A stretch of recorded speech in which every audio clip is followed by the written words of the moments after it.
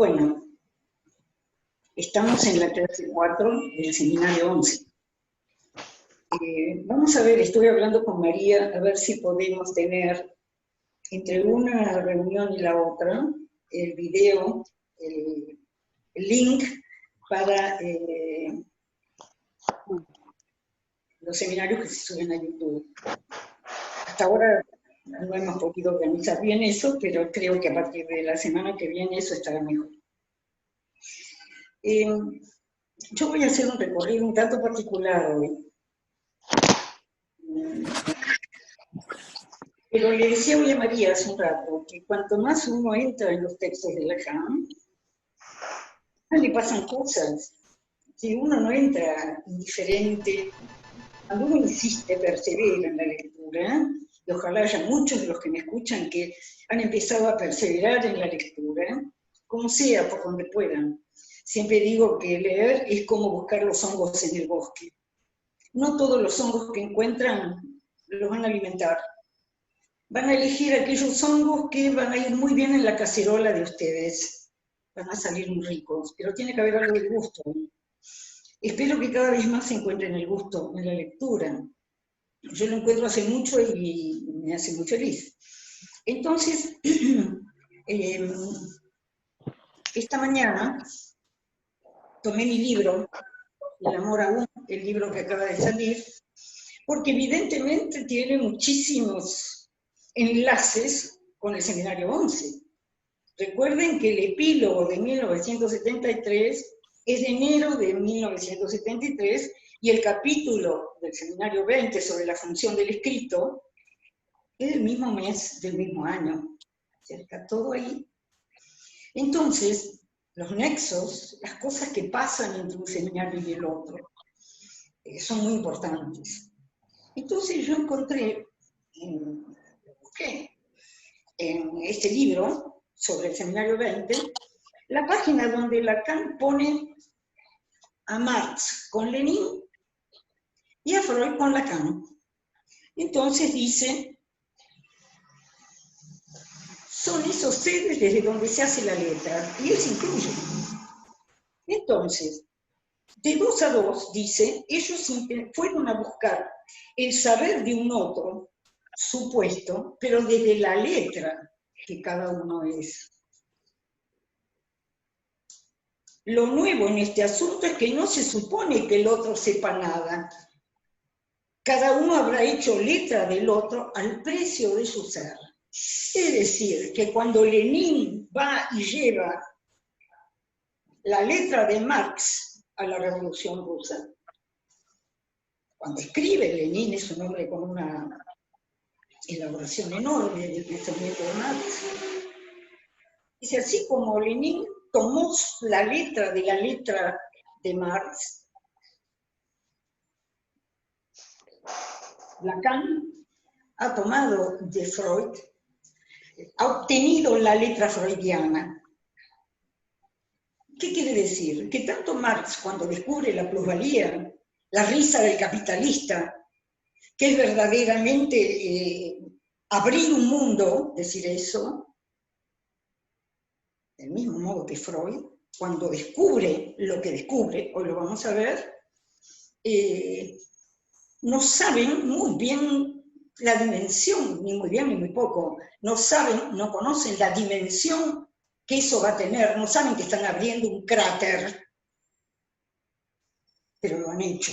Y entonces viene Lenin haciendo letra, tomando en Freud la letra de todo ese enorme trabajo de escritura de Freud, digo de Marx. Marx tiene un enorme trabajo de escritura, vivía en Londres pobre como una laucha, pero escribía permanentemente, era muy genial Marx, estaba lleno de hijos. Vale la pena que sepan más de quién era Marx, porque todavía no lo han hecho. Y Lenin obtiene de ahí su letra. Freud, que se pasó su vida escribiendo, viene a leerlo Lacan y obtiene de ahí su letra. Lo cual no quiere decir hacer de Freud un otro, como Lenin no hizo de Marx su otro. No. Porque si hubiera hecho de Lenin de Marx su otro, y Lacan de Freud su otro, estaríamos como nosotros cuando hacemos de lo que leemos un otro. Y entonces no podemos pensar nada, es simplemente el otro dijo. Y si no entiendo lo que dice acá, voy a buscar a otro que dijo esto mismo de este mismo lugar. Nos lleva muchos años salir de eso, y ya he dado razones que tienen que ver con las coordenadas geográficas, culturales, tiene mucho que ver. Nosotros hemos llegado a la cultura de Occidente de manera muy peculiar y muy tardía. Así que ahora nos las tenemos que arreglar. Y una manera de arreglárnoslas es ir a leer lo que dice el otro, obviamente. Pero yo creo que este seminario nos anime a leer a todos. O sea que esta idea de ir a buscar los hongos al bosque sirva. Empezar a encontrar gusto en el tropiezo. Hablando de eso, voy a empezar por agradecer a las personas que me han mandado sus preguntas, porque evidentemente eso a mí me da una pista de qué es lo que podríamos aclarar, sobre lo cual volver, etc. Recibí 3 preguntas y un texto breve. Ese texto breve lo recibí hoy, las preguntas las recibí antes, lo recibí hoy y me hice el esfuerzo de alguien por no pasar de largo por la cuestión del sujeto en su práctica. ¿Qué es el sujeto? ¿Con qué me encuentro? ¿Dónde lo encuentro? Sería la pregunta. ¿Que está imaginarizado el sujeto? Seguramente. Entonces, eso es un esfuerzo de lectura importante. Lo puede hacer el que quiera. Pueden agarrar la cuestión del sujeto y ver si pueden escribir 15 renglones. Pon el seminario al lado. Nada más. Bien. Hay una pregunta sobre la rememoración y la repetición. Cuando Lacan dice que no son conmutativas, son lugares por donde hemos pasado. Lo voy a decir tan simplemente como lo respondí. Si alguien viene a rememorar al análisis, hay gente que cree que analizarse consiste en rememorar la historia. Rememorar. Dice Lacan, no es lo mismo empezar por la rememoración, donde uno podría seguir rememorando eternamente. No hay gente que se pasa la vida mirando las fotos del pasado, ¿no? De cuando eran niños, etc. Bueno, la rememoración tiende a borrar la llancia de la que venimos hablando y vamos a seguir hablando. O sea, la rememoración es como un colchón que tapa la irrupción de lo que nos espera. Entonces, dice Lacan, no es lo mismo que cuando en la repetición, hoy apenas vamos a abrir el camino de la repetición, porque es en la próxima reunión la que vamos a entrar de lleno, pero efectivamente, cuando uno viene preso de la repetición, diciendo, no sé qué me pasa porque esto se repite y no lo puedo parar, etcétera, etcétera, es muy diferente cuando uno viene en la repetición y donde aparece algo del orden de la rememoración. Ya no aparece de la misma manera, irrumpe algo, un recuerdo infantil. Esta señora que hablaba del castigo y del castigo y del castigo y del castigo, de repente hay una escena infantil con su madre que parece abrir un agujero en esa cuestión. Entonces, no es lo mismo empezar por rememorar, porque entonces es muy difícil alcanzar este registro real, demoníaco de la repetición,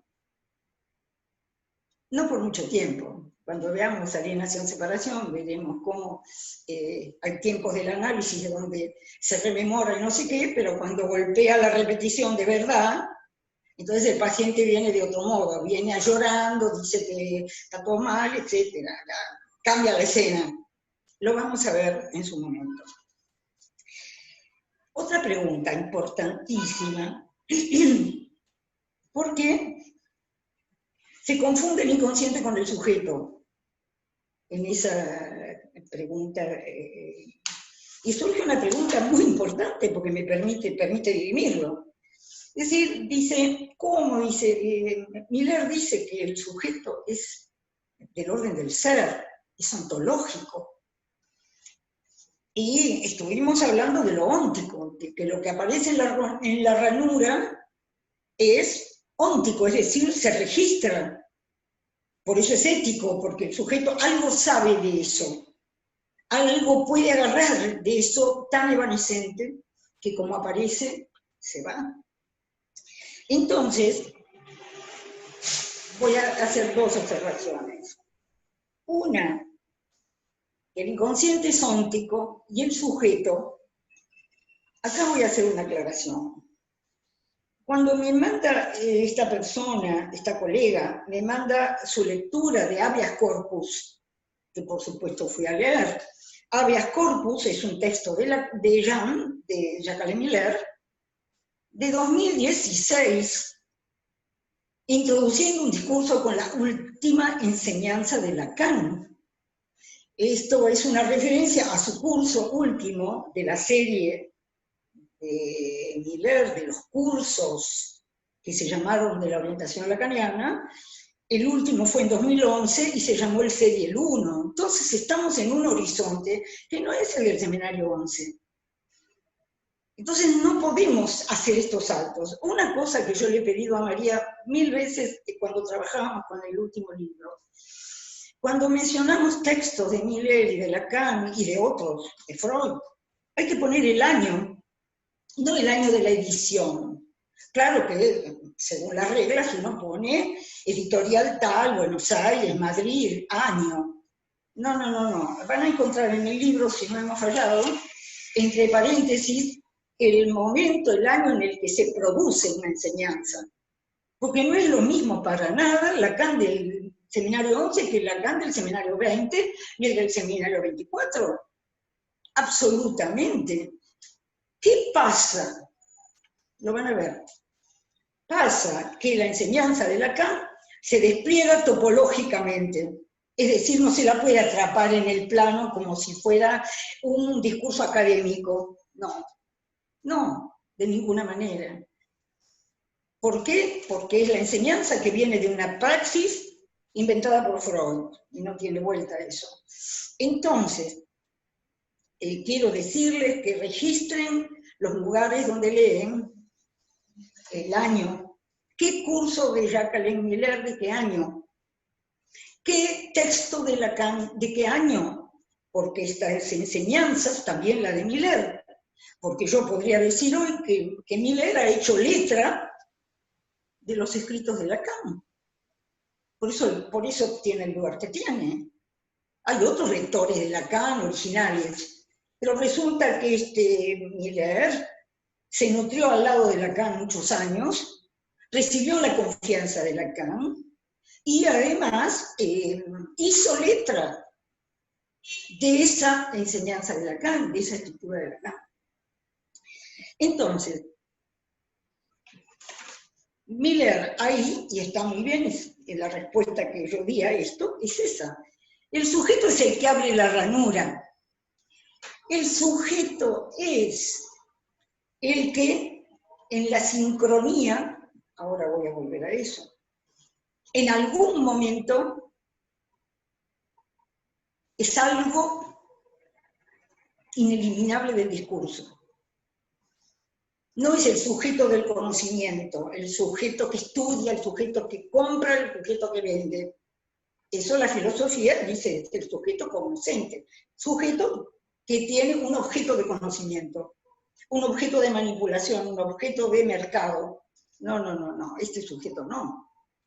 Este sujeto sale de un encuentro, que ahora vamos a ver, de un encuentro sale este sujeto, de un determinado encuentro entre lo que hay en el cuerpo de ese hablante o propuesto hablante, porque todavía no habla, es un infans, cuando ya le suceden cosas del orden del goce, y ya le suceden inscripciones de esos goces. Entonces, cuando el otro día Bassols hablaba de la distancia de cada uno consigo mismo, está hablando de todo esto.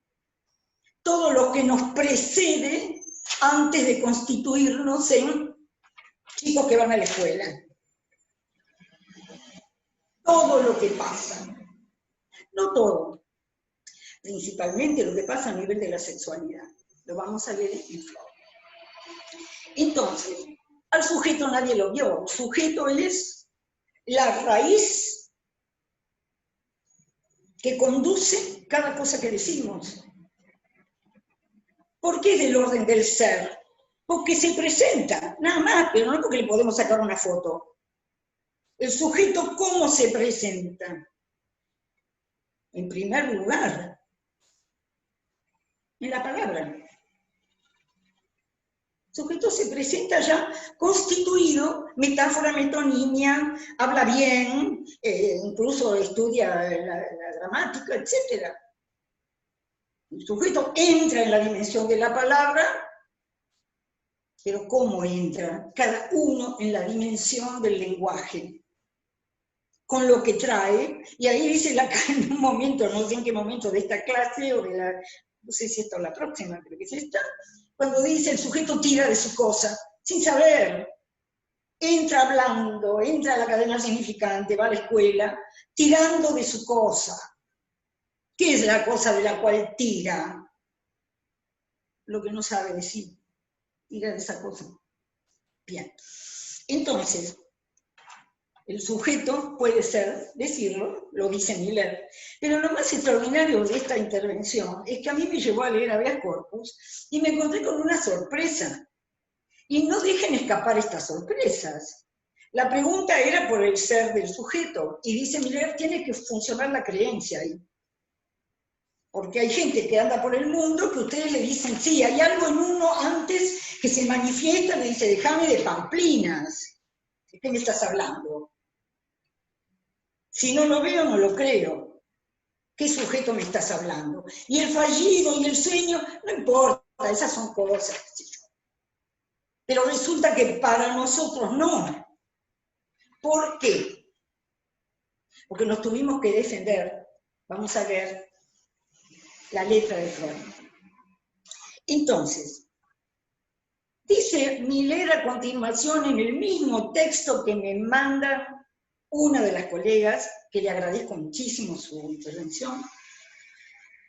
Dice Miller, en el seminario 11, 3 renglones más abajo, en el seminario 11, la realidad del inconsciente es ética. Es un texto de 2016 de Miller. En el seminario 11, la realidad del inconsciente es ética. Es un querer ser. Acuérdense del limbo de la abortadora, de eso que quiere decirse, también realizarse si fuera posible. Entonces, es un querer ser, y para empezar un análisis es necesario un sujeto que no sea indiferente a esta dimensión ética del inconsciente. Si el que viene es un incrédulo, ustedes pueden, si quieren, se pueden dedicar a convencerlo de algo. No tienen más que leer el análisis laico de Freud para darse cuenta de la inutilidad de convencer a alguien que no cree. Tampoco convencerían a nadie que no cree en una religión. ¿A quién vamos a convencer si tenemos una creencia opuesta a la que tenemos? Si alguien cree que no hay nada más allá de la muerte, pues no hay nada más allá de la muerte. ¿Quién lo sabe? Entonces, ¿cómo hay que leer? Cuando leen Habeas Corpus, lean todo, las referencias, lo que conmueve una afirmación, porque lo hacemos permanentemente, sacar una frase dicha por y queda la autoridad del otro. Dijo Miller, dijo Laurent, dijo Carmen, dijo mi analista, dijo no sé quién, y hacemos un uso absolutamente abusivo de eso. Nunca hacemos letra. ¿Hacer letra qué es? Agarrarlo, tomarlo, darle una vuelta en uno. Eso es leer. No repetir entonces con el principio de autoridad. Dijo Hegel. No, no es así. Y así lo hacemos permanentemente. Citamos solamente el renglón que sirve para lo que estamos, obviamente, además, con esta pregunta lo agradezco, porque lo que quería aclarar mi colega era ese punto. Un ser, el sujeto es un ser, y fue a buscar donde se le ocurrió buscar lo que teníamos a mano, con toda seguridad, pero resulta que entonces damos un salto, gracias a esa pregunta que me hizo mi colega, damos un salto. Podemos decir hoy que justamente es el salto de la creencia. Si no hay creencia en el inconsciente, no hay análisis. Si alguien no está dispuesto a la operación del analista que le dice, sí, eso que me acaba de contar está muy bien, pero con esto viene esto. O usted dijo esto, pero esto no lo dijo, porque estaba completamente como obviado, pero estaba ahí en la lengua. Entonces, esta es la práctica analítica. ¿Cómo trabajar en esa zona de la guiancia? Bien. Entonces, la cosa importantísima que leí ahí en Miller y que lo transmito es que las transformaciones de Lacan son topológicas, son torsiones, son vueltas, son desplazamientos, pero siempre algo va quedando firme. Y lo que va a quedar firme en este seminario 11, justamente, es la ética del inconsciente, el comienzo de los análisis, las entradas en análisis, las entrevistas de entrada en análisis, la idea con la que el analista escucha, como dice Lacan en el epílogo, algunos se creen que son analistas porque escuchan hasta no tenerse en pie. Eso no es ser analista, escuchar hasta no tenerse en pie. No, no. Hay que leer en lo que se oye, en lo que se escucha. Nunca sé si lo digo igual, me da igual. Lo que quiero decir es que cuando me hablan, yo tengo en mi horizonte lo que el psicoanálisis me enseña. Entonces leo en lo que escucho, porque yo soy limitada, porque por eso hay análisis que no funcionan, porque yo puedo entrar en la tradición, porque la transferencia se establece bien. Entonces lo que me dicen lo oigo, pero con lo que he escuchado de la letra de Lacan y de Freud. Si no si no hacemos este trabajo, no hacemos nada. Bien. Es suerte que pedí un poquito más de tiempo, porque realmente es mucho lo que tengo para decirles. Entonces, aclarado que el sujeto es del orden del ser, porque está ahí. En francés está esa división, ya no estamos hablando del sujeto, estamos hablando de la lingüística. Y en francés el que habla ya está dividido entre el je, que es como la raíz lógica de lo que se dice, y el moi, que es el vuelco de esa raíz en la lengua común. Pero aquí, cuando hablamos del sujeto, hoy nos vamos a mantener en el lugar del sujeto de la certeza freudiana. En esta clase de Lacan, es una clase preciosa, muchísimo de qué hablar. Hay otra pregunta importante, muy importante. Alguien me pregunta de qué habla Lacan cuando habla que un pensamiento adecuado evita siempre la misma cosa.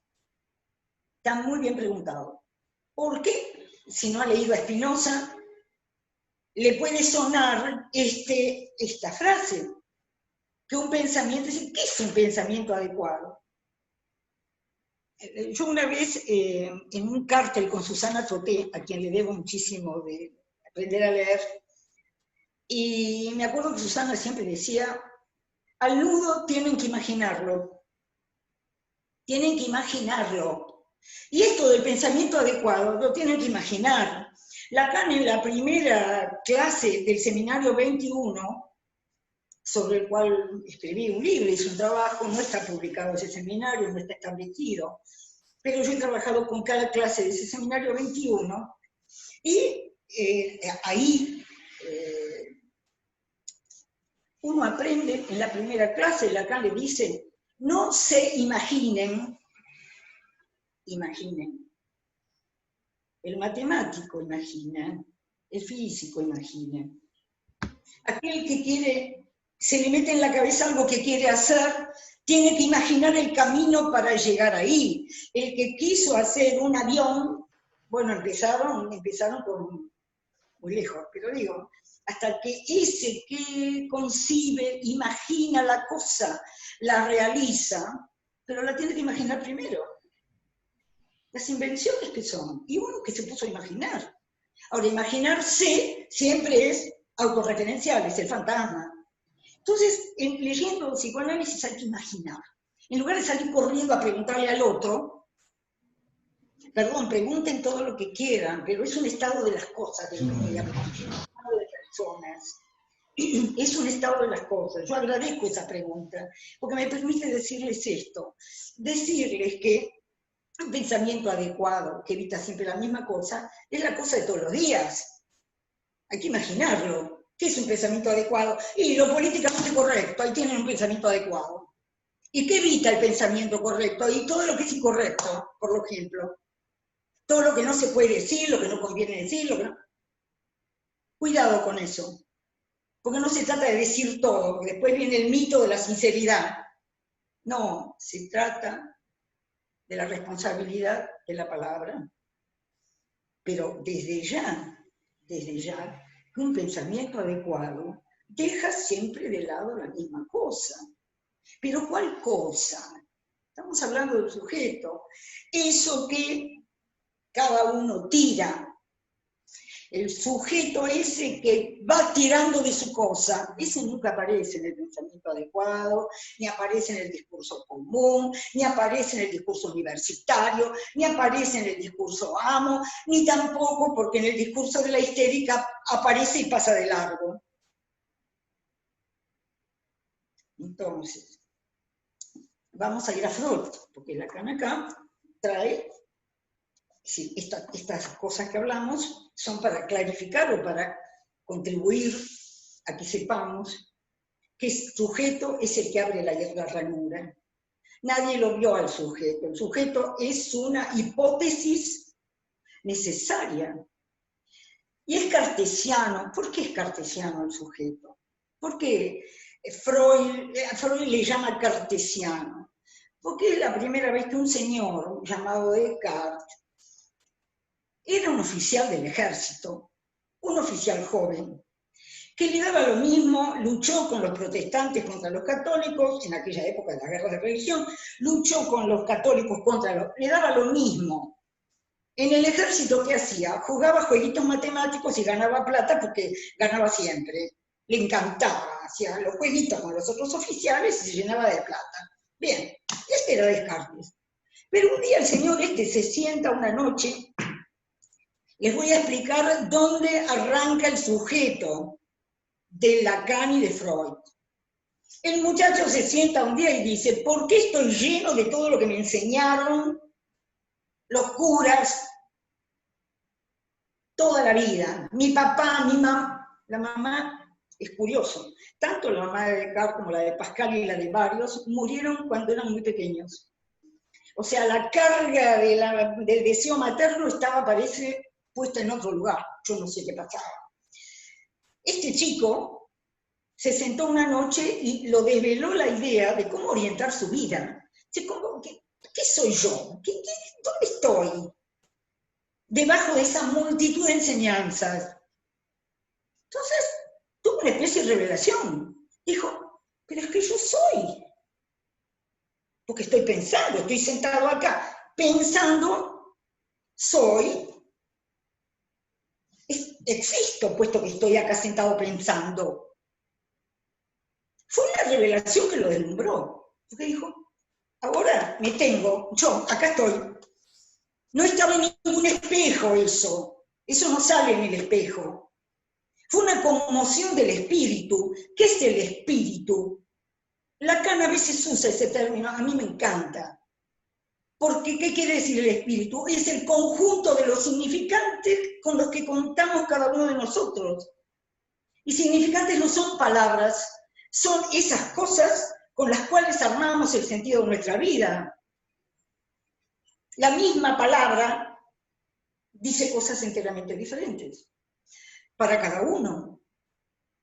Entonces, ¿qué hizo Descartes cuando quedó tan emocionado? Eso lo escribí en un texto de hace muchos años, que se llama El sujeto de la certeza, un libro de varios años atrás que se llamó Semblantes de Occidente, que algunos de ustedes pueden tenerlo en su biblioteca, es un libro que anduvo por ahí. Y en Semblantes de Occidente yo dediqué un año a estudiar el sujeto de la certeza. Un año. Entonces salió, era la segunda edición de un libro anterior, salió con ese capítulo, el sujeto de la certeza.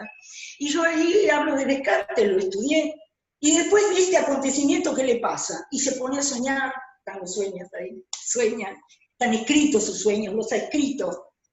Y además hizo otra cosa, escuchen bien, una peregrinación a la Virgen de Loreto. Era católico, por supuesto, un francés católico. Los franceses podían ser católicos o calvinistas. Este era católico. Se va a hacer una peregrinación en agradecimiento al acontecimiento. Ese es el sujeto. Es uno que de golpe dice, ¡ah! ¿Qué me pasa? ¿Qué pienso? ¿Por qué estoy acá? ¿Qué me trajo hasta este lugar? ¿Malísimo o bueno? No importa. Eso es el sujeto. Algo tan ser que no se ve, no lo vio nadie. Mi ser. Lo que sale de mí y solo podría salir de mí. Entonces viene una cuestión, ustedes me van a disculpar porque yo lo siento así hoy, me voy a despreocupar de la clase, porque estoy segura de estar hablando de la clase de Lacan, de la clase 4. Se van a beneficiar los que lean, porque van a encontrar todo lo que estoy diciendo en esa clase 4, sin que yo la esté deletreando. Porque les vuelvo a decir que yo quedo muy concernida por lo que leo. Y esta vez me pasó ir a leer a Freud. Y para mí fue un placer, porque hacía mucho que no leía el texto freudiano.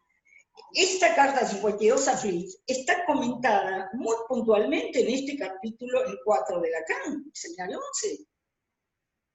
Lo había leído. Pero agarrar el texto de Freud y ponerlo al lado de un caso clínico que hoy les voy a contar es completamente otra cosa. No les puedo traer un caso clínico, eso sería poco serio decirlo, pero voy a traer un momento de un análisis para ponerlo con Freud. Es una cosa impresionante. Entonces, vamos a leer en la carta 52, ¿qué está buscando? ¿Qué encuentra Lacan acá? La yancia, por favor. La yancia, eso que no va a llegar a la palabra, va a llegar por vías extrañas, va a venir y va a romper, va a irrumpir. ¿Qué es todo eso? Todo eso es freudiano. Y este es un Freud tan temprano, yo les iba a leer, no voy a tener tiempo, pero si quieren háganlo, si empiezan a leer desde la carta 46 hasta la 52. Los comentarios de Freud son extraordinarios, le está escribiendo a su amigo Fliss. Ya les dije que en mi trabajo sobre Rorty y Freud hay bastante de estas cartas a Fliss. Entonces, claro, él lo tenía de analista, Fliss. Creía que era, como lo veía, Freud era tan neurótico como nosotros. Como veía a su amigo Fliss viviendo en Berlín, no en la pobre Viena, viviendo en Berlín, con una posición económica acomodada, sin problemas económicos, y con un brillo de profesor, que era del que se las daba a Fliss, después no quedó nada, quedó muy poco, de lo de Fliss era un poco delirante Fliss, pero Freud lo puso en el lugar del analista, ¿por qué? Porque le hablaba, y le decía. Y es muy hermoso encontrar las expresiones, las cosas que le cuenta. Por ejemplo, le cuenta que murió su padre. Y esto que decíamos el otro día, para Freud, esta relación suya con el padre, de la que no sabemos demasiado, pero sabemos mucho, tenemos una memoria en el Acrópolis, distintas cosas, pero en las cartas a Fries se vislumbra la importancia de esa relación con el padre para quien fue el descubridor del psicoanálisis. Entonces, no me voy a detener ahí, lean ustedes si quieren estas cartas, yo voy a venir directamente a la carta 52, a buscar la Janssen. Le dice a Fries, les voy a leer cómo empieza porque es muy divertido. Como me siento muerto de cansancio, le dice, pero mentalmente fresco, después de haber colmado por una vez, la medida de trabajo y de ingresos, 10 horas, 100 florines. Tenía muchos problemas económicos que necesito para mi bienestar. Trataré de exponerte con sencillez mi más reciente trocito de especulación. Como sabes, estoy trabajando sobre la presunción de que nuestro aparato psíquico se ha originado en un proceso de estratificación. Pero resulta que antes, en el manuscrito K, que tienen unas páginas antes nada más, a ver si lo tengo acá, antes de ponerse a trabajar con la etiología de la psiconeurosis, es decir, la causa de la psiconeurosis, que es lo que voy a trabajar ahora, hablaba de la defensa, manuscrito K. En Ballesteros es página 717 del tomo 3. Entonces, habla de la tendencia defensiva, de la necesidad de defenderse el sujeto contra representaciones que en forma de energía son capaces de suscitar displacer sexual, como es el caso de las representaciones de, no, perdón, leí mal, vienen en forma de representaciones cargadas de energía. Son capaces de suscitar displacer actual, como es el caso de las representaciones sexuales. Entonces, aquí dice que la única posibilidad de que un recuerdo, este exceso de energía sexual, esta carga de las representaciones sexuales, este exceso de carga es la única posibilidad de que un recuerdo produzca más tarde una reacción más poderosa que la original. Les voy a leer un sueño hoy de un paciente. Entonces, la única posibilidad de que un recuerdo produzca ulteriormente una reacción más poderosa. Curioso. Entonces dice, solo una condición debe cumplirse para que esta representación que se presenta en lo actual sea más poderosa que la original. Y es que se haya intercalado la pubertad. Si se intercala la pubertad, aquello que viene de antes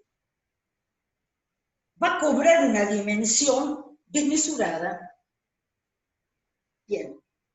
¿Qué quiere decir una dimensión desmesurada? Que así van a ser los síntomas. Así van a ser los síntomas. Este muchacho que llega a verme a mí parecía una estaca. Lo estaban tratando en Buenos Aires distintos especialistas para ver qué le pasaba, porque estaba duro de contracturas. Y esas contracturas, obviamente, no podía ni comer, porque estaba todo contracturado. Entonces se le ocurrió a la tía, que era paciente mía, que viniera a verme. Y no fue nada fácil, porque este paciente vive en otra provincia. Y cómo él ha luchado por mantener su análisis de esta manera, ha sido muy notorio. Cada tanto adjuntados, vendía tortas para juntar para el pasaje, etc. O sea, un sujeto decidido, pero muy afectado.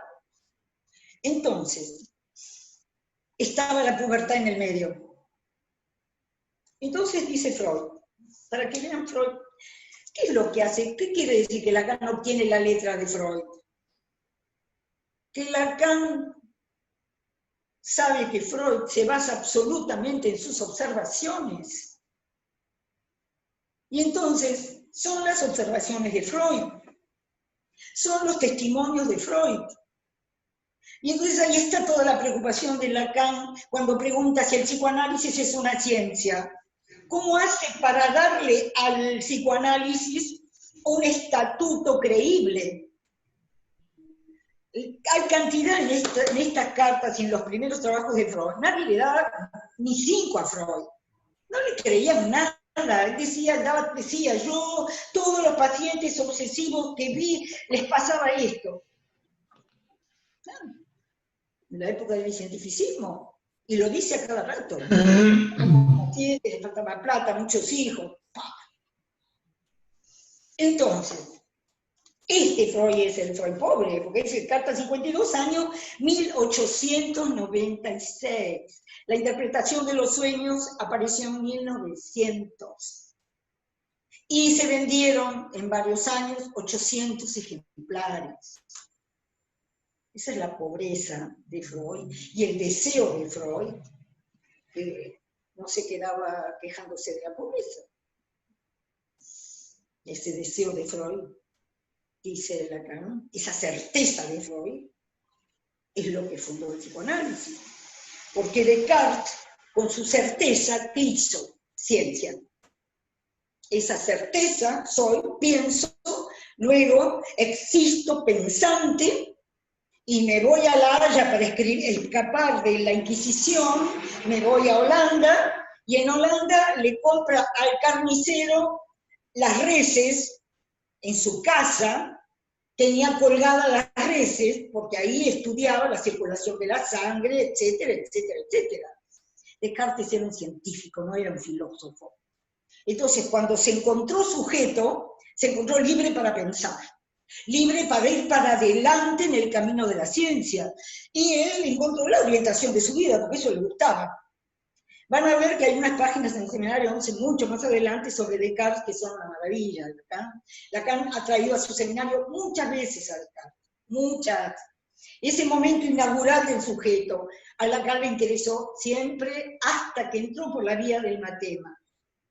Pero el trabajo lo ha llevado con sus vueltas topológicas a la vía del matema, a establecer para el psicoanálisis que nunca será una ciencia, porque tiene un agujero, pero cómo llegar a poder matematizar ese agujero que se llama lo imposible de decir. Lo está buscando desde acá. Otra pregunta muy importante es sobre lo real que me han hecho. ¿Qué es el real acá? Seminario 11, lo que vuelve siempre al mismo lugar. El sujeto tirando de su cosa. Eso es lo real. Es eso que no dominamos. Pero hasta que Lacan a este real pueda llevarlo al nudo, que es donde funciona, este real es lo que vuelve al mismo lugar, la misma cosa de la cual tira el sujeto y la misma que un pensamiento razonable evita siempre. Porque la gente que anda por ahí afirmando y siendo muy razonable, no es que no tiene inconsciente. No tuvo que defenderse de su inconsciente. No tuvo que defenderse.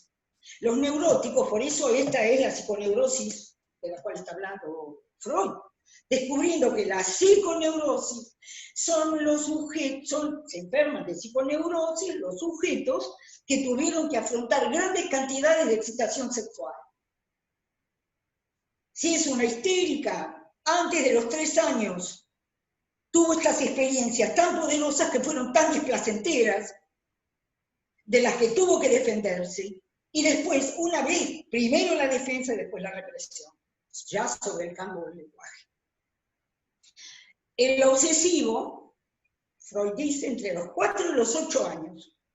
¿Qué les pasó? Y Freud habla de suceso, de la escena y suceso. Una escena causó el suceso desagradable de una excitación sexual que el niño no podía manejar de ninguna manera. Entonces armó la defensa. Ahí estaba mi paciente, duro como una estaca. En plena, tenía en ese momento 17 años. Pero esto es lo que le pasa cuando después de la pubertad empieza a enamorarse de las chicas lindas. Y antes de salir a encontrarse con la chica linda, se pasa horas en el espejo porque se vuelve loco, porque él nunca está a la altura de la chica linda. Él está siempre en retraso con respecto a su imagen. Y me dice en un momento del análisis, por eso digo, no estoy presentando un caso en absoluto, estoy dando algunos elementos porque voy a trabajar, les voy a traer un sueño reciente. Entonces, él le dice, él se da cuenta en un momento del análisis, esto se necesita el análisis para esto, esto no sale de la galera, porque como dice Lacan, para sacar un conejo de la galera primero hay que ponerlo. Y a veces estamos poniendo conejo en la galera en el sentido de que estamos haciendo esa lectura en lo que se dice y de golpe pasa algo importante. Y este chico un día me dice que él se da cuenta, que él le habla a las chicas de sí mismo, es pura sanata. Yo no creo lo que estoy diciendo, ni sé por qué lo hago. Les digo que yo soy responsable, serio, se presenta como un gentleman antiguo, él es serio, responsable, consecuente, le va muy bien en la facultad, no sé qué, y él mismo se da, en un momento del análisis dice, ¿qué es esto que hago? Lo que hago es que su defensa es el yo y el ideal, y todos los síntomas obsesivos que tiene. ¿Sí? Su defensa, ¿frente a qué? No lo sabemos. El analista sabe un poco más, porque este chico, lo que va a saltar ahora con este sueño, lo ha contado bajo forma de relato. Cuando empiezan los análisis hay que dejar hablar, no rememorar, hablar. O sea, dejar que se hable de lo que se sufre, de lo que se ha padecido, pero el analista no está parado escuchando hasta que se cae. El analista está registrando, lo digo eternamente esto, el analista tiene dos bolsillos. En uno pone todo lo que va registrando de lo que le dicen, y en el otro tiene el psicoanálisis, el discurso analítico. En uno tiene el discurso analítico y en otro, cuando todavía no es tiempo de que el sujeto sepa lo que está diciendo, el analista ya lo está escuchando. Este chico había hablado de las cosas enormes que habían pasado en su infancia. Sí, claro que había hablado.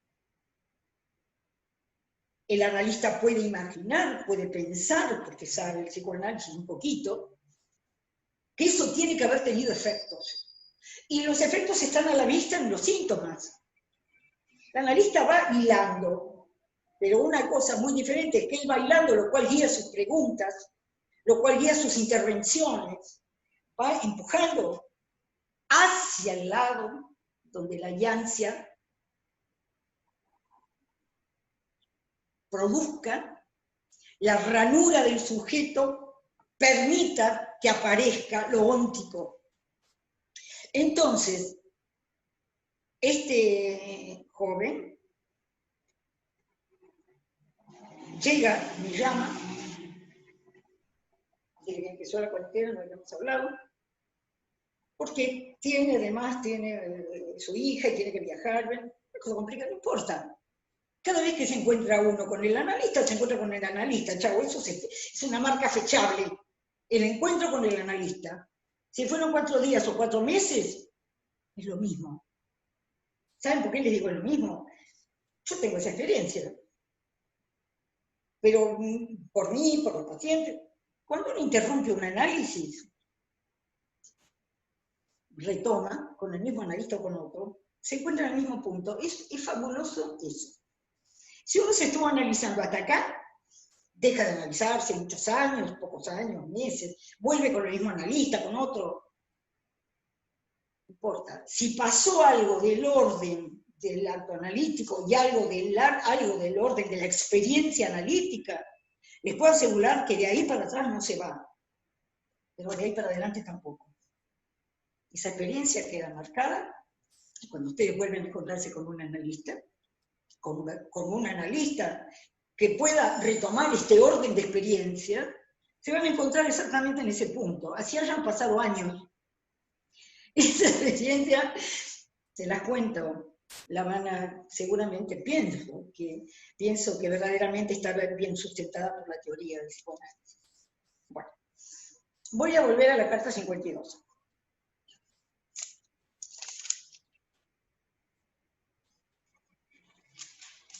A ver. Nuestro aparato psíquico se ha originado por un proceso de estratificación.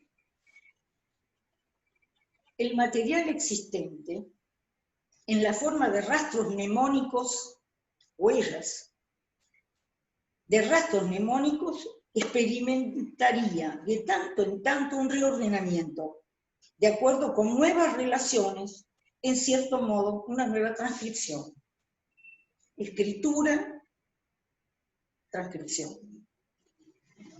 Transcripción de lo primeramente escrito. Así, lo esencialmente nuevo de mi teoría es la afirmación de que la memoria no se encuentra, la memoria es opuesta completamente para Freud a la percepción. Es decir, cuando estoy percibiendo ahora, veo lo que tengo alrededor, nunca sabré qué queda. Yo me sorprendo, que tengo muchos años, me sorprendo cómo hay recuerdos de una nitidez. Sorprende, porque hay otras cosas olvidadas por completo. Lo que pasa a la memoria de la percepción no es cualquier cosa. Entonces, lo esencialmente nuevo en mi teoría es la afirmación de que la memoria no se encuentra en una versión única, sino en varias. O sea, que se haya transcrita en diferentes clases de signos.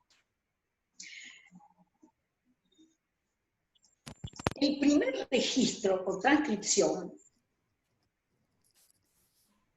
es directa, percepción directamente, los signos de la percepción.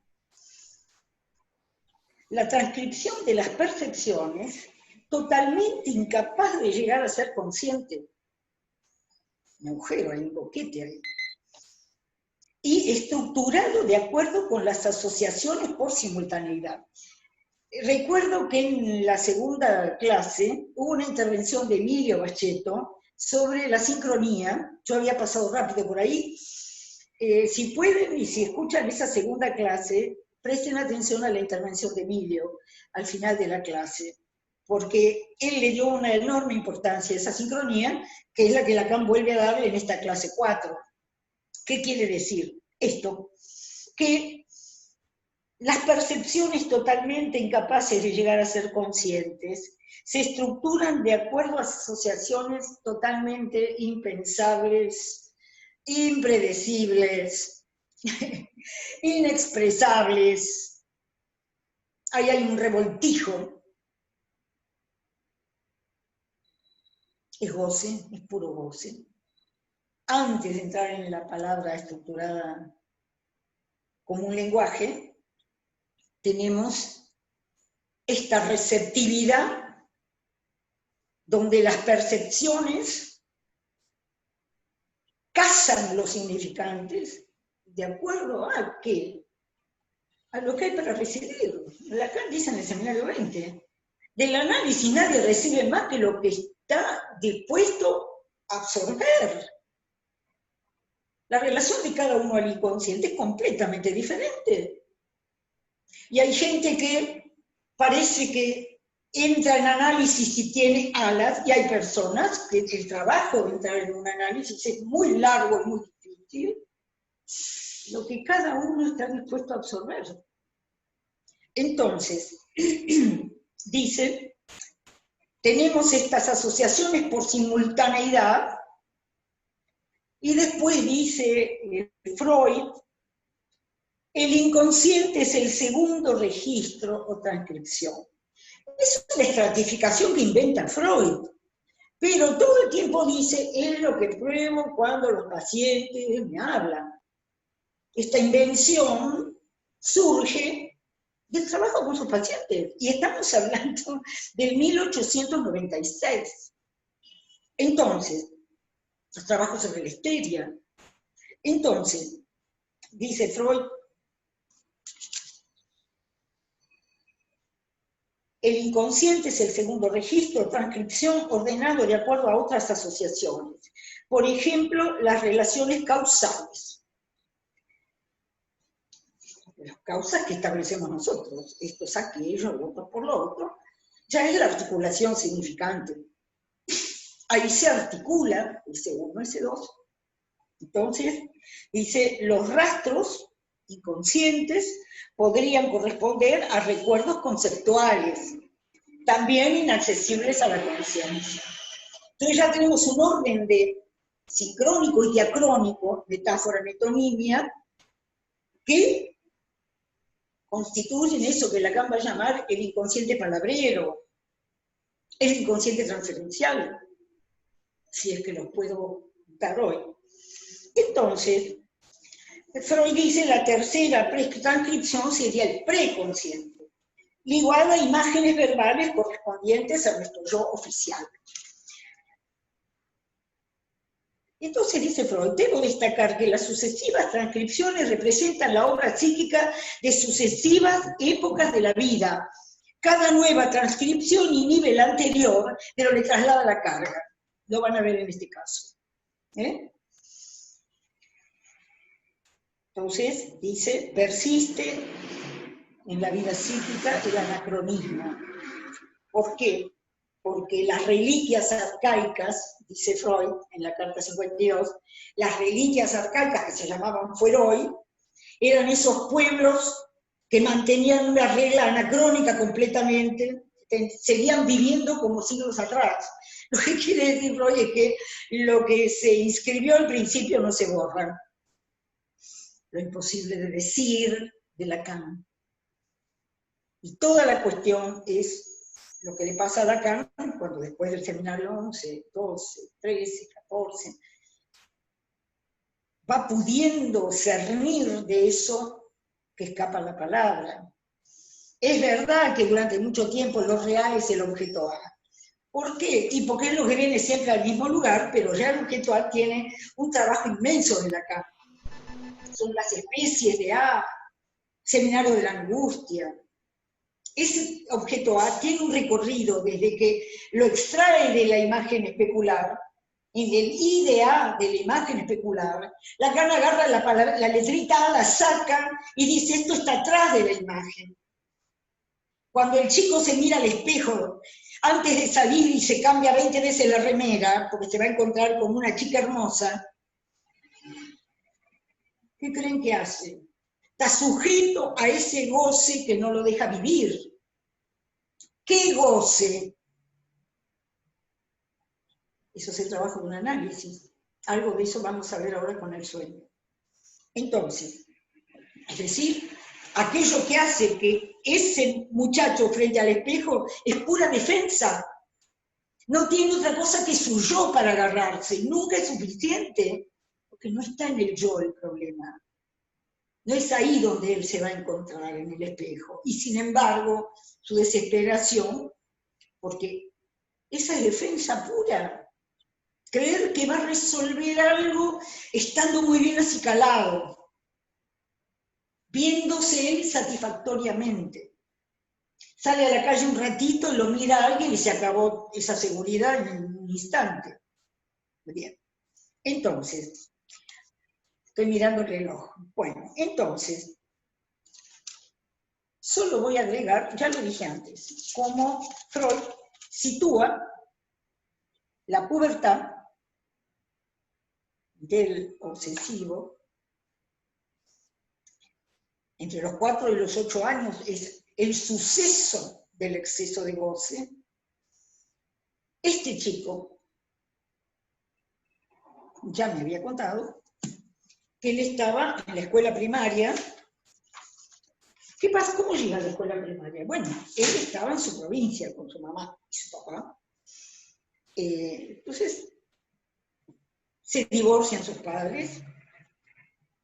No puedo decirles lo complicado que podía ser eso, porque además él se sentía terriblemente amado por este padre, por esta madre.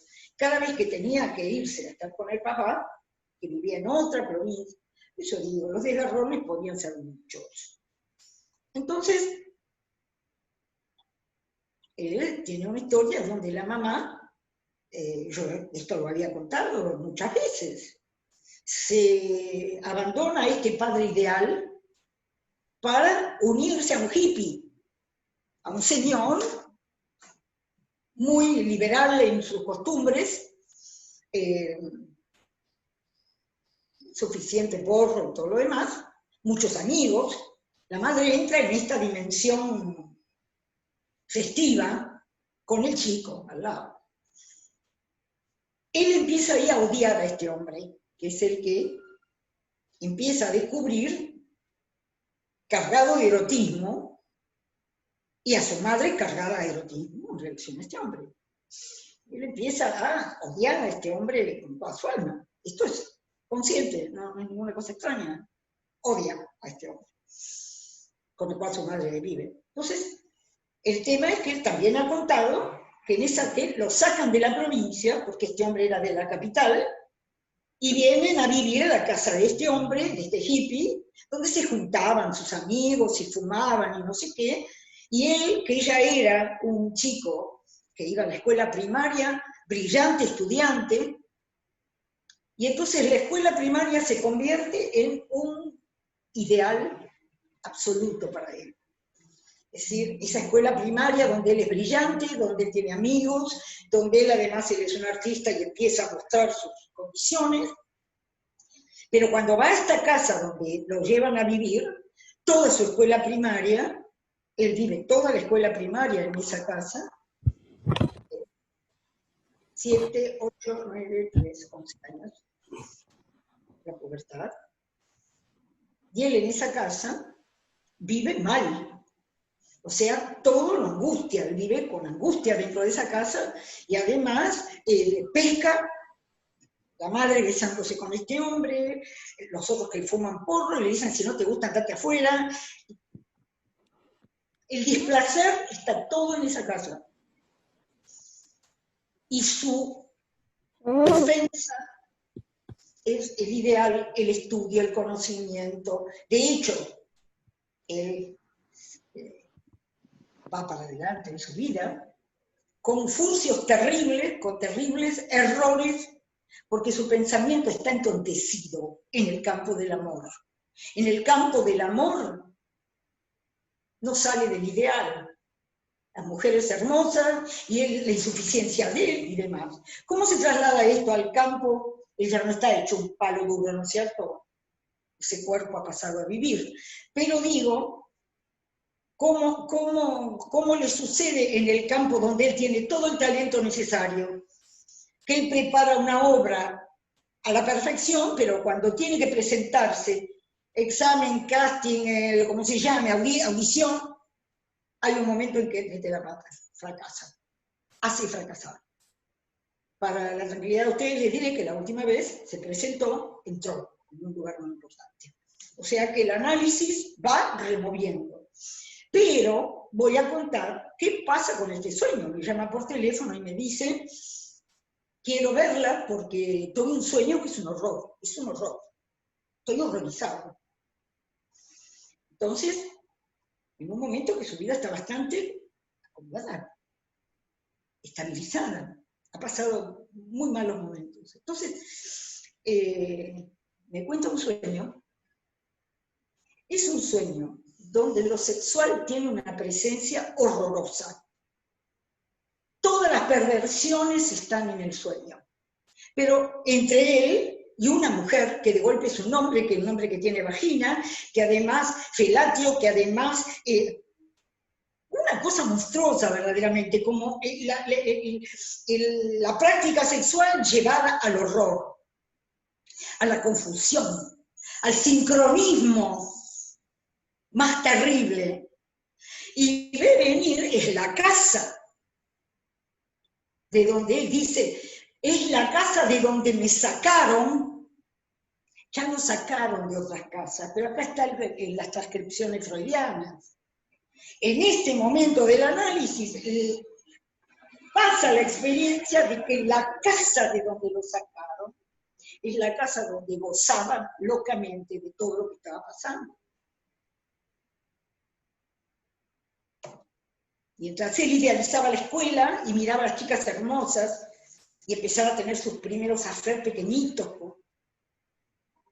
¿Cómo entra en la vida sexual este chico? Y porque una mamá de una chica le gusta el chico y entonces lo inicia. Una señora lo inicia. Fue una suerte que tuvo. Porque él entonces, esta señora posibilitó su habilidad para el encuentro sexual. Lo calentó suficientemente. Pero era una señora, no era una chica hermosa.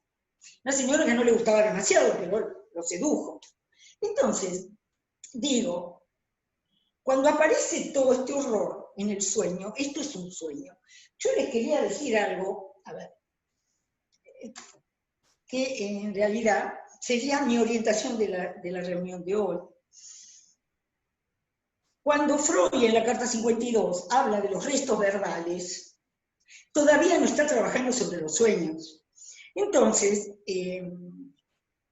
es en la Traumdeutung, en la interpretación de los sueños, donde Freud hace su gran hallazgo de cómo los sueños forman parte, cómo los sueños pueden conducir al ombligo, a la yancia, al lugar de la causa de todos los síntomas de su paciente. Entonces, Freud, en la interpretación de los sueños, dice que Freud descubre que en los sueños no hay solamente restos verbales, que aparecen elementos fonéticos y gramaticales expresados en imágenes y que se leen en la elaboración secundaria. ¿Qué quiere decir esto? Que la huella mnémica adquiere otro valor. Entonces, pasa de la inscripción, de esta estratificación de inscripciones, al acertijo. Yo les pido que busquen en Google, cada uno de ustedes, la palabra rebus. R-E-B-U-S. Rebus. Es una palabra latina. ¿Qué es el rebus? Es un acertijo, pero es mucho más que un acertijo. Me molesté en verlo, estudiarlo, porque lo necesité en mi libro sobre el Seminario 20. Quería comprender mucho mejor qué era este rebus. Y este rebus es un acertijo donde lo visto y oído por el niño, esta maravilla que dice Freud, lo visto y oído sin ser comprendido. Este pequeño obsesivo que ahora me lleva con el sueño o nos lleva a este momento de la pubertad donde él no sabe que está gozando de todo lo que tiene ahí de manera insoportable, no lo sabía. Tanto lo sabía que se llenó de síntomas. Justamente cuando lo veo yo, tiene 17 años. Esa es la segunda etapa que pone Freud. Dice, el obsesivo, entre los 4 y los 8, está en suceso. Pero después de la pubertad, entre los 14 y los 18, ahí está resonando todo esto de una manera extraordinaria. Entonces dice, lo visto y oído son las fuentes que aportan lo percibido, y resulta que ahora el sueño se encarga de que pasen la censura de manera disfrazada, de maneras arregladas, al estilo rebus, mezclando cualquier cosa con cualquier cosa para pasar algo por la censura. Por eso cada sueño, hay sueños que hay que dejarlos pasar, hay sueños que los pacientes quieren interpretar, y uno dice, bueno, lo que pasa es que, ¿sabe? Freud no tenía esa idea del sueño. El sueño, ¿sabe una cosa? Mire, lo que más me gustó de su sueño, más me interesó es eso. Y eso es lo que menos, dice Freud, a veces es un detalle. pero es el analista que tiene que estar esperando en el hablar, en el relato del sueño, y Freud lo dice en la interpretación de los sueños. El sueño no es el sueño soñado esa noche, es el relato del sueño por el paciente. Esa es la elaboración secundaria. No queremos saber el sueño tal cual, no. Y si son cachitos de sueño, es lo mismo. Tenemos que tener el oído trabajado por nuestro análisis para poder escuchar en el relato del sueño algo, y a veces no escuchamos nada, y entonces esperemos que hable, que siga hablando, o no, o 6 meses después, nada de eso es manejable por nosotros. Entonces, quiero decir que la dimensión del sueño se añade a todo este sistema de transcripciones, y este muchacho me dice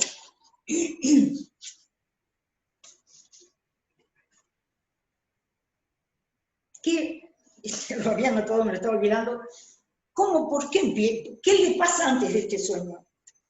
Donde además, todavía no lo dije, pasa su hija, que es una niña, lo cual le causa mucho más horror todavía. Pasa una niña, dice, era en esa casa, pasa mi hija. Y además quería matar a ese hombre que aparece en el sueño, y él en cuanto termina de relatarlo, dice, siempre quise matar a fulano, a ese hombre, el novio de la madre. Entonces, él habla y dice que este sueño le recuerda el momento en que lo arrancaron de Buenos Aires. Es raro, también lo han arrancado de su provincia, de su casa, etc. Pero esto lo arrancaron de ese goce. Él creía que Buenos Aires era el brillo de su escuela primaria, su brillo en la escuela primaria, y resulta que lo arrancaron de ese goce excesivo, esas escenas que no dejó de registrar ni de gozar. Entonces me dice que este sueño sucedió, miren qué interesante, cuando ve una serie que lo tiene completamente loco, no puede dejar de verla. Entonces vuelve y vuelve a la serie. En esa serie había mujeres hermosas, y fundamentalmente una principalmente una mujer hermosa, y lo que lo enloquece es que la serie termina con que matan, con que este hombre tiene que matarla. Es increíble. Claro que él tiene que matar. El ideal que le impide una aproximación real a una mujer. Es decir, su aproximación a la hermosura es nada. La aproximación a la hermosura es exactamente como cuando él se quiere aproximar así en el espejo. Igual. Igual. Hay que matar. Cuando él dice matar la hermosura, aparece el horror. Bien. Este era lo que quería ponerles. La cosa extraordinaria de que que hay que ceder en el ideal para entrar en lo real. Antes que me olvide, a la persona que me preguntó por lo real, les recomiendo a todos, porque yo no me voy a adelantar a hablar del real de Lacan, de los distintos momentos de su enseñanza. Esto de algún modo está en mi libro nuevo, porque yo escribí un capítulo que se llama Los accesos al Seminario 20. Y ahí trato de escalonar más o menos cómo llega Lacan desde la ética del Seminario 7 al 20. De alguna manera, muy imperfecta. Entonces, digo, no todo. Me dijo Leonardo Gorostiza, que va a presentar mi libro y que lo está leyendo, me dijo, qué curioso porque vos estás escribiendo un libro sobre el no todo a la manera del no todo. Claro que sí. Si alguien quiere escribir todo, no escribe nada. Entonces uno va escribiendo lo que va pudiendo comprender, lo que va pudiendo encontrar. Los hongos de los que hablábamos. Esa es una práctica de escritura para mí. Voy encontrando mis hongos y los cocino. Entonces, esto me parece, lo voy a dejar para las preguntas de ustedes, porque no puedo continuar, porque quisiera aproximarme en el ratito que me queda a esta clase del seminario. Lo tengo puntualizado para recorrerlo así, porque ustedes lo han leído. Y los que no lo han leído se van a ir animando poco a poco a leer, porque no se lee todo. Se pesca algo, les agradezco cuando algo no entienden, me mandan un mail, pero aténganse al seminario 11, por favor. No peguen saltos al último Lacan y al último Miller, porque no vale. En este juego jugamos al seminario 11, y todos los juegos dentro del seminario 11, volvemos al casillero anterior, adelantamos un casillero, adelantamos 3 casilleros. Seminario 11 a disposición de ustedes. Y algunos nexos yo hago, pero no hagan saltos con la bota de las 7 leguas porque no les va a servir. ¿Okay? Bien. Acá voy a tomar, tengo el reloj delante, tengo 10 minutos más, es a 15, pero entonces, ahí está bien claro que el sujeto es corte. El sujeto es el que, viniendo de la sincronía primera, ataca la cadena. Y ese es su ser, no tiene otro ser. No es un ser que va a salir en una foto, porque el ser nunca sale en una foto. El ser, justamente la ontología, es una especulación sobre el ser. Y Lacan dice, no hay ser más que de bicho. Es un verbo, hay lenguas donde ni siquiera existe el verbo ser. Pero Occidente agarró ese ser a 4 manos. El ser, el ser, el ser, el ser. Heidegger, el ser, la verdad del ser. ¿Dónde está el ser de Heidegger? En una antropología que rechaza el psicoanálisis, porque no puede concebir que ese ser no esté ahí,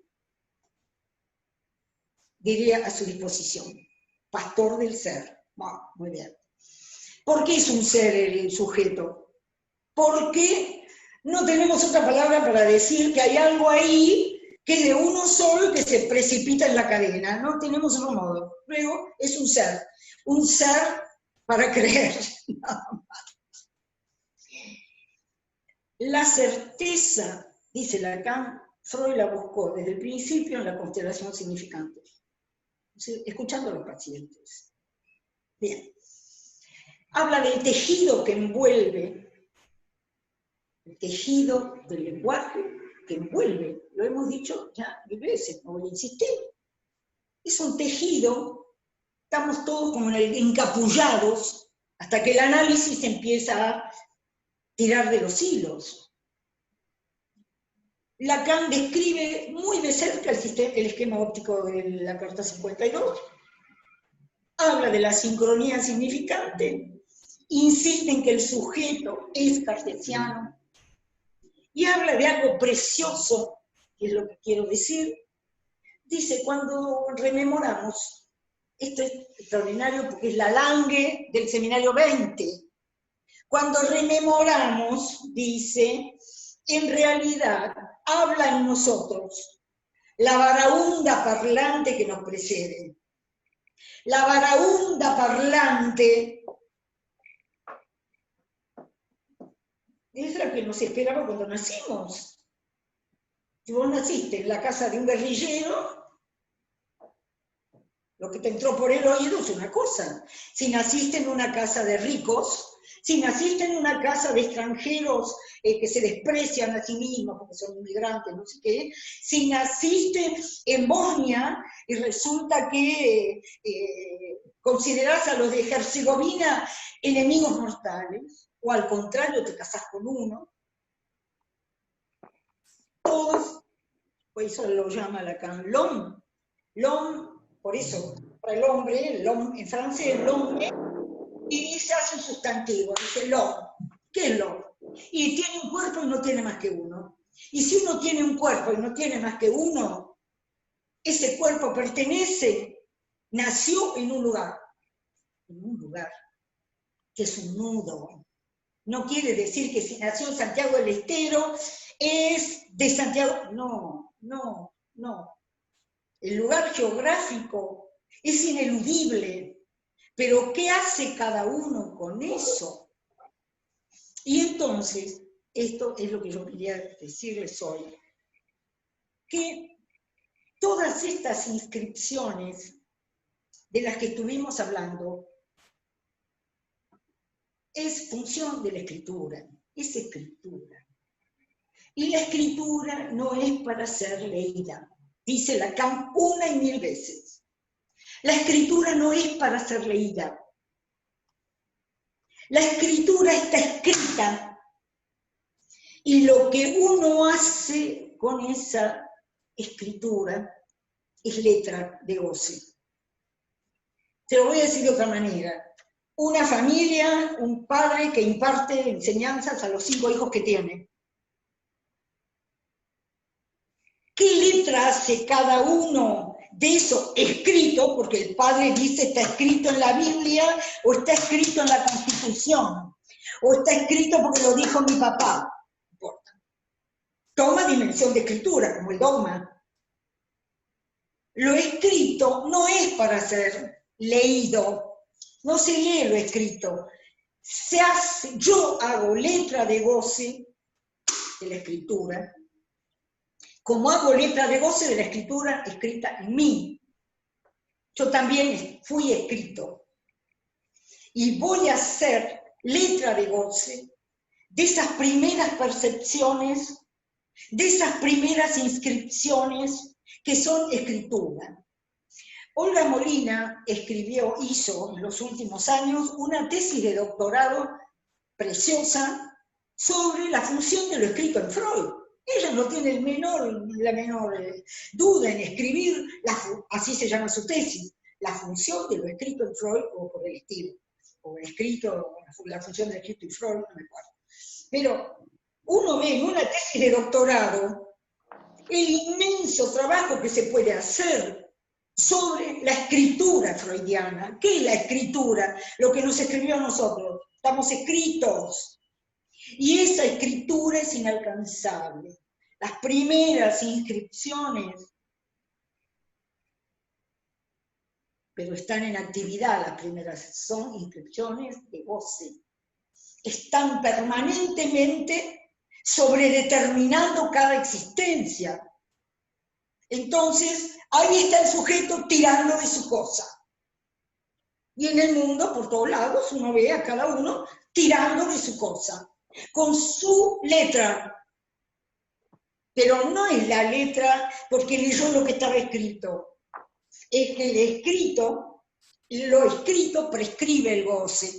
Entonces ese goce uno no tiene más remedio que barajarlo. Y viene uno y dice, ¿por qué me hice político? Tengo unos dolores de cabeza terribles con esto. De lo escrito se hace letra. La letra, dice Lacan, está cargada de pragma, es pura vida la letra. Es esa densidad que se va haciendo cada vez más densa con el conjunto de mis experiencias y de mis vivencias de cada día. Y ahí están las nuevas transcripciones, los nuevos tiempos de cada vida. Y dice uno, ¿cómo hice aquello? O ahora entiendo lo que no entendía. Ojalá. Hay gente también que está instalada en una fijeza que no tiene remedio. Que creen que la vida, como dice Lacan en el seminario 21, es un viaje y que entonces todos hacemos el mismo viaje, nacimiento, escuela, colegio, universidad, si es el caso, y después casamiento, hijos, muerte. Esa línea de la vida para el psicoanálisis no existe, para el analizante menos. Entonces,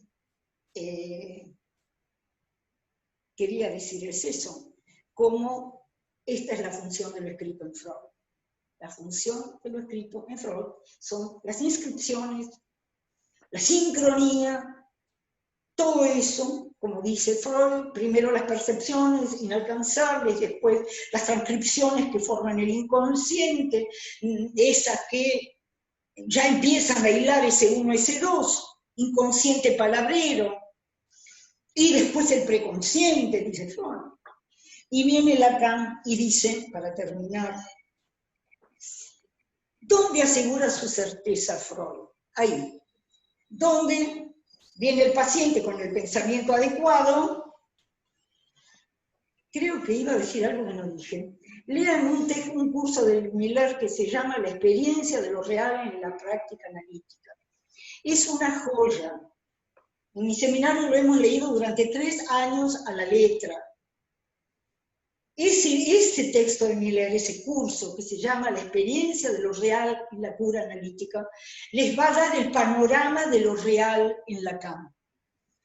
Y se los va a dar muy bien con un trabajo sobre Freud extraordinario.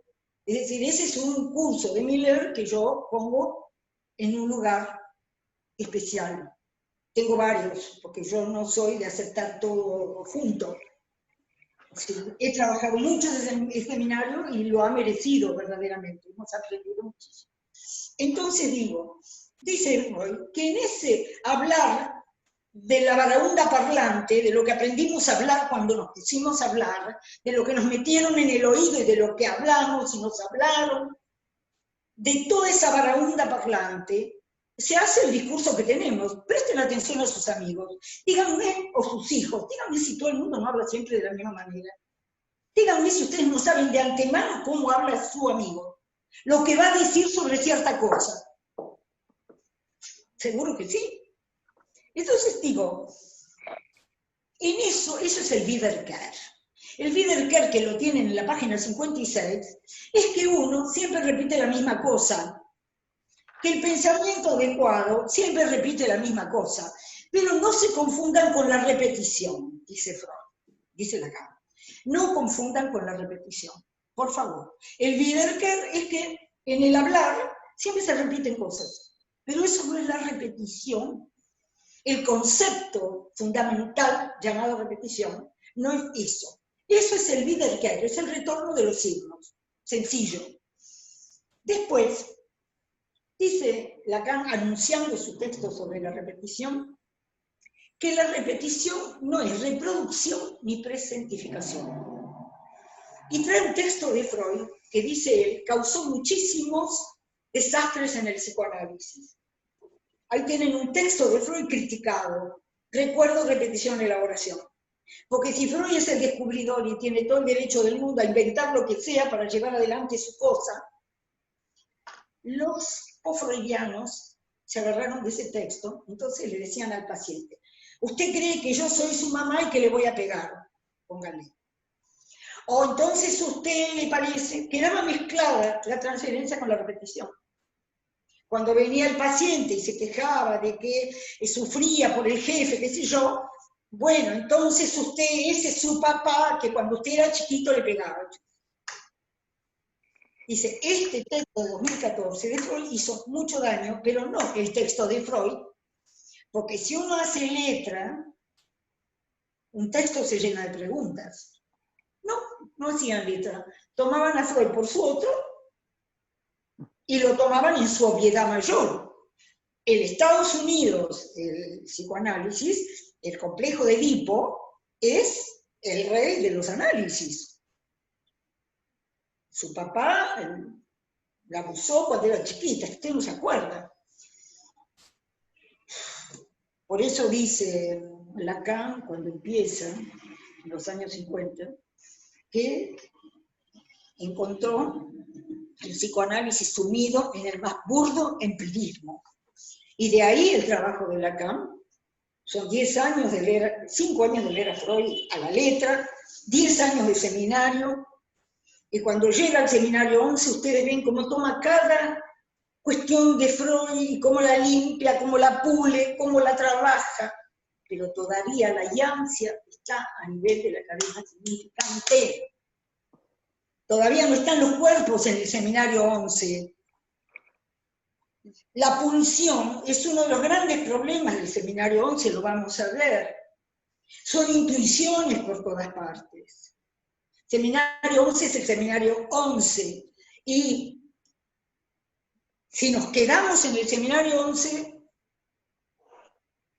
vamos a llegar al fantasma, cojeando, porque cuando Lacan habla del fantasma en el seminario 14, ahí hay una torsión fenomenal. Vamos a tenernos al seminario 11 y lo vamos a articular a otros seminarios de maneras puntuales, finas, que no nos desorienten y que no nos alejen del seminario 11. Ese es el seminario que vamos a ver y vamos a ir recibiendo lucecitas de otros lugares de la enseñanza de Lacan, pero notablemente de la función del escrito. Y ya ven como la función del epílogo, que es contemporáneo a la función del escrito. Vamos a ir comprendiendo qué cosa es el escrito de Lacan. Obviamente que empezamos por Olga Molina. Freud, función del escrito. Inscripciones. Eso es escritura. De ahí estamos escritos. Y cuando este muchacho en su análisis se encuentra con el horror, después de haber matado a la hermosura, ese análisis gira. Ese análisis abrió esa compuerta al nivel que la abrió. Este análisis va a continuar y va a haber otros momentos donde algo de ese real del goce insabido se presenta bajo la forma que puede hacerlo el sueño. ¿Cómo hacer para decir el horror cruzando la censura? Y acá la censura lo dejó mostrarse él en una actividad sexual descomunal. Pero no era él hoy. No era un total hay pornografía a montones. Yo pensé que bien. El sueño lo trae como algo actual, como un derrame de sexualidad actual. No. Lo que estaba ahí era otra cosa. Pero el horror, cuando aparece, cuestiona la belleza, que es el máximo engaño contra el horror. Dejamos acá. Viene el momento de las preguntas. Le voy a habilitar el micrófono a Emilio Pacheto. Lo que decía es que no me queda claro, voy a decir con la palabra exacta de Lacan, el estatus óntico del inconsciente. ¿Sí? ¿Por qué? Página 39, vuelvo con esto porque fue a propósito de una pregunta que te hicieron, que también hablaste de lo óntico, y me parece un punto importante. Lo óntico lo ubica en la página 39, Lacan, como la ranura, ¿sí? Ranura que pone de manifiesto no precisamente la apertura del inconsciente, sino más bien su cierre. Por eso es que va a decir en su versión de su posición del inconsciente que el analista va a golpear desde adentro, ¿no es cierto? No desde afuera. Página 40, ónticamente el inconsciente es lo evasivo, ¿sí? Y es ahí donde aparece esa estructura temporal que también marcaste vos, que es la del futuro anterior, el habrá sido. O sea, nosotros sufrimos de algo que estuvo escrito en otro tiempo, o sea, siempre somos anacrónicos, no podríamos ser historiadores en el psicoanálisis. Pero en la página 40, fíjate lo que dice ahí. El estatus del inconsciente, tan frágil en el plano óntico, o sea, tenemos la ranura y el cierre, tenemos lo evasivo y tenemos lo frágil, pero el estatus es fundamentalmente ético. ¿Mm? ¿Por qué marco esto? Porque esto se enlaza un poco con... Yo tengo bien presente lo que comentaste en la primera clase, en la apertura del seminario, vamos a decir la introducción, donde vos mencionabas la dimensión de nuestra América, luso, afro, indo, hispana, tomando un poco a Rodolfo Kusch, y esa forma aluvional que tiene nuestra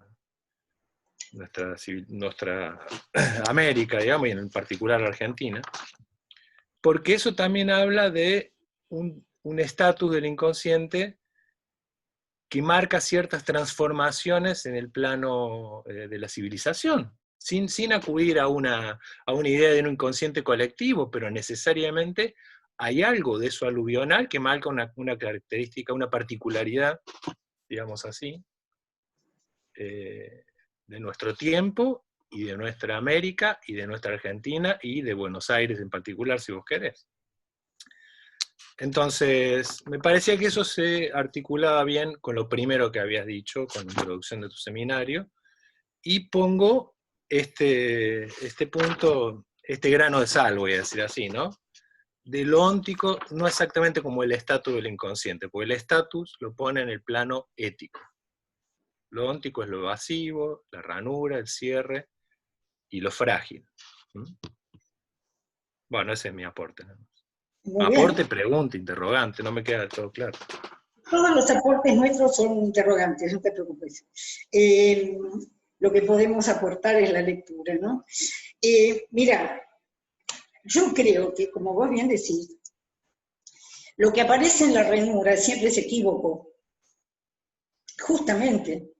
¿Cómo sabés vos cuando Lacan dice que el inconsciente, si me alejo de tu pregunta después volvés, pero ¿cómo Lacan, cuando Lacan dice que la interpretación es incalculable? ¿Qué quiere decir? Quiere decir eso. ¿Cómo recibe un sujeto esa manifestación? Y vos separás demasiado lo ético de lo óntico. Lacan dice, no sé en qué momento, dice lo óntico de tan frágil, es tan frágil porque muestra y oculta al mismo tiempo. No solo muestra y oculta, además, cada uno hace con eso lo que puede, según su letra, según la letra de goce que le permite leer, que puede leer. ¿Qué leyó este muchacho de todo este acontecimiento, de esta serie que lo afecta profundamente y su sueño? ¿Qué queda de todo eso? Y lo sabré cuando me vuelva a llamar. ¿Cómo le impactó esto? ¿Qué movió del análisis? Por eso no hay que separar mucho lo óntico de lo ético. Quiere decir que casi te lo voy a decir así, el inconsciente se manifiesta ocultándose. Yo pondría en la ranura ese sueño, por ejemplo. Porque ese sueño con los detalles que yo no traje, no conté el sueño que él me relató a mí, todo eso salta en la ranura. Entre una articulación significante, lo que él creía ver en la serie, y este sueño que lo llena de horror, ahí él lee algo en ese sueño. El inconsciente se manifiesta ocultándose. Y el estatuto óntico, ético, quiere decir que el sujeto sabe que eso trata de él. Este chico no se aleja, no dice, qué raro el sueño que tuve. Dice, no, esto pasó cuando me arrancaron de Buenos Aires, donde él creía que lo habían arrancado de la provincia, no de Buenos Aires, pero lo arrancaron de un goce del cual tuvo que defenderse de una manera tal que cuando yo lo conocí era de palo. Entonces, por eso digo, me parece genial la pregunta porque nos permiten como salirnos de cualquier definición. No podemos definir nada. Por eso Lacan va al matema, porque ¿cómo pondría esto en el matema? Y el sujeto dividido, pondría el fantasma, un sujeto enganchado de una manera inextricable e insoportable a un objeto A, causa de goce, o causa de deseo, o plus de gozar, todas las posibilidades. Pero la fórmula del fantasma podría reflejar perfectamente lo que pasa ahí. El sujeto barrado, dividido y amarrado a su goce. Pero si sueña, cuando se lo cuenta al analista, ¿qué pasa ahí? ¿Qué pasa? ¿Por qué nos curamos con el análisis? Porque él sabe que él está ahí, no en el espejo. Ya lo sabe. Y además ahora sabe que el cuento de la mujer hermosa, y además él no va a pensar nada de todo lo que pasó en la sesión. No va a pensar nada. Simplemente, como ha pasado hasta ahora, ¿qué entendió? Y sin embargo, cuando fue a la audición, tocó lo que tenía que tocar y entró en la orquesta en la que quería entrar hacía mucho tiempo. Entonces digo, ¿cómo se cura uno? Y yo qué sé. Uno se cura porque lo que es posible de manifestarse de lo que nos ha enfermado, se manifiesta. Y ya está. Y voy a decir algo todavía, esto sí, mira, Emilio, me encanta que lo hayas traído. Un seminario no es un escrito. Por favor, no lo olviden jamás. Un seminario es el decir de Lacan. Y el decir de Lacan tropieza, va, viene. Estaba pensando en el seminario 20, por ejemplo. Es gracioso. Se rompe hablando del ser, trabaja con el ser todo el seminario 20. Aristóteles, de ánima, la ética. Para decir que el uno es el que buscamos, pero para poder matematizar ese uno, el trabajo es infernal. Frege, qué sé yo. ¿Por qué lo quiere matematizar? Porque quiere que el psicoanálisis tenga elementos incuestionables. No son el sentimiento de Freud que observó a muchos obsesivos. No. Hay estructura, dice Lacan. Y la obsesión de Lacan por la estructura es tan grande que la va encontrando, y no les puedo decir yo el enorme movimiento que es para el psicoanálisis el nudo. Y les puedo asegurar que si trabajamos humildemente con el 11, tirando algunas líneas, se nos va a hacer muy patente el nudo, porque nunca el real y el simbólico imaginario dejan de estar anudados. Falseamos todo cuando ponemos el simbólico por acá, el imaginario por allá. Además está el simbólico, el imaginario y el real de la relación especular, de la parte de abajo del grafo. Pero de la parte de arriba del grafo para arriba tenemos otro simbólico, otro real, otro imaginario. El trabajo de Lacan es poderoso, no sin Freud. Freud verdaderamente es la estaca, es el mástil del cual se agarra Lacan. Pero quiero decir, no tomemos un seminario por un escrito. Un seminario son las idas y vueltas de Lacan. Llega a decir en el seminario 20, por ejemplo, ese uno del cual sabemos tan poco, y el pobre hombre viene hablando del uno desde mucho antes. Pero Lacan tenía esa lucidez, no tenía apuro por comprender, ningún apuro por comprender. Ningún apuro por comprender. No olvidó nunca la letra de Freud. Obtenía letra de Freud. Y dice, yo nunca miré a Freud como un otro, como Lenin nunca hizo de Marx su otro.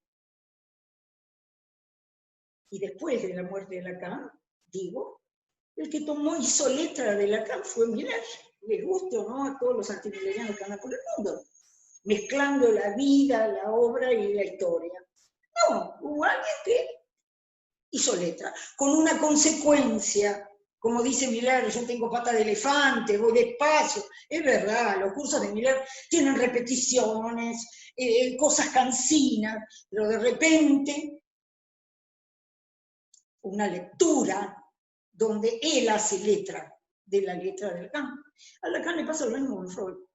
No lo mismo, estoy comparando a Miller con Lacan.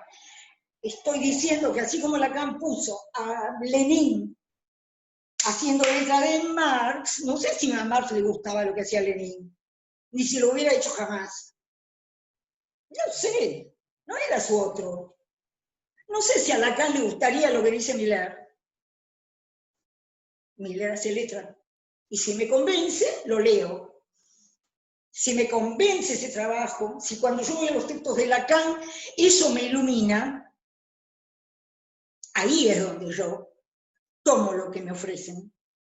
No todo lo que dice y hace, como todo lo que dice y hace Lacan, también hacen eso. Citar frases sueltas de Lacan, cuando, como dice Milner de una manera brillante, en Lacan está la enseñanza y están las opiniones, las cosas que agrega Lacan, como un señor francés de su tiempo.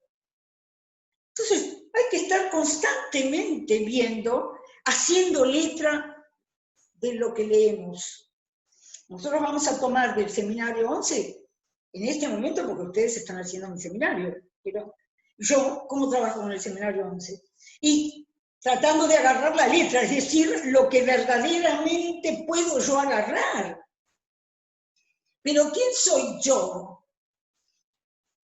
El resultado de una existencia que tuvo curiosidad por el psicoanálisis, por encontrar en sí algo.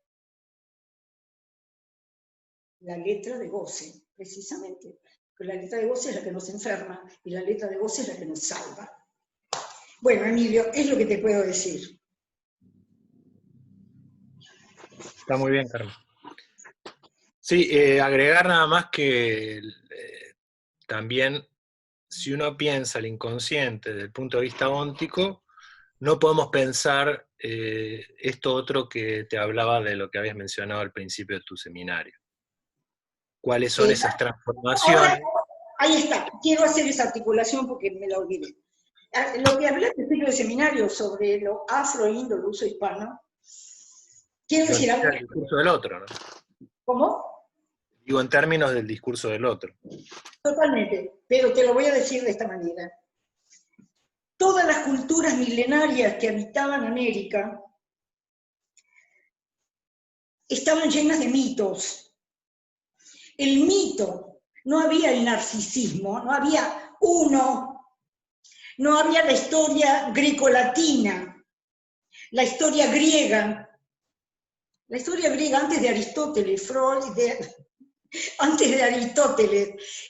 Platón y Sócrates, era absolutamente mítica, incluidos los genios de Pitágoras, Parménides, Heráclito. Ellos creaban con el mito un pensamiento gracias a la lengua griega, que era una lengua muy diferente del resto de las lenguas de Oriente. Entonces los griegos con esa lengua hicieron la tragedia, por ejemplo. Entonces, cuando vienen Sócrates, Aristóteles y Platón, Aristóteles era alumno de Platón, era mucho más chico. Entonces digo, cuando entran estos filósofos, Robert Graves, que habla de la diosa blanca, dice que hicieron un desastre. Hicieron lo mismo que dice Lacan, los filósofos estos grandes, hicieron lo mismo que lo que dice Lacan en el epílogo de 1973, cuando dice, hablan de lengua materna, pero en realidad lo que hacen es alfabestializar a los niños, porque lo que menos hacen es cuidar la lengua materna, la lengua que viene del origen de cada uno. Entonces, lo mismo, dice Robert Graves, que es un gran, ha hecho una gran investigación sobre los mitos griegos, y sobre todo los mitos femeninos griegos, dice, aplastaron todo con Platón, Sócrates, el gran invento de Platón y Aristóteles, aplastaron la poesía, aplastaron la poesía. Y acá lo que había en las culturas milenarias, había algunos imperios, ninguno de esos imperios escapó al mito. El Inca estaba rodeado de mitos, el otro, el Azteca también. Entonces, eso es el aporte al psicoanálisis que tenemos. ¿Por qué se creen que acá hay tantos psicoanalistas, psicólogos, todo tipo de terapias? Por eso es tan difícil para nosotros llevar el psicoanálisis al campo del matema y de la topología. Porque años, milenios, es un caldo, está en mis libros, lo he estudiado, no voy a traer nada de eso acá, pero digo, justamente no había noción de un yo. No, ¿qué yo? Como vos lo dijiste, era lo colectivo, era la tribu, era el imperio, pero un imperio estructurado de arriba abajo, con todos los deseos de dominio. El dominio del Inca llegó hasta Tucumán, hasta Chile y hasta Córdoba, e impuso la lengua quechua, y tenía unas cárceles terribles para meter a la gente que se le oponía, y torturar. Y nosotros no soñamos las cosas La historia sueña también, pero realmente toda esa oleada mítica la tenemos a favor si sabemos tratar con ella. Cuando viene, introducen, empiezan en las universidades, que empiezan muy tempranamente, empiezan en 1500, ya hay universidades. El español ha sido un tremendo civilizador. Lo que pasa es que creían que todo lo que encontraba en América no era cultura, porque era puro mito. Entonces creían que tenían que arrasar con todo eso. Pero resulta que lo que traían ellos era la religión verdadera, el rey, y por fin un imperio católico, que los habían volado de Europa, Lutero, Calvino y todo el movimiento del protestantismo. Entonces digo, acá tenemos esa cultura sensible a la poesía. Después tenemos que salir del mito, pero el mito, nos gustan los cuentos, nos gusta hablar, nos gusta poetizar, nos gusta todo eso. Y cuando llega la Ilustración, porque ya en las universidades del año 1500 siempre había espíritus inquietos que querían leer a Voltaire, a Descartes, a Montesquieu, ya había todo eso y los independentistas agarraron lo francés y lo inocularon. No éramos nosotros, eso vino con forma organizativa. Pero también éramos nosotros porque queremos salir del mito. Y como queríamos salir del mito, empezamos a leer a los franceses.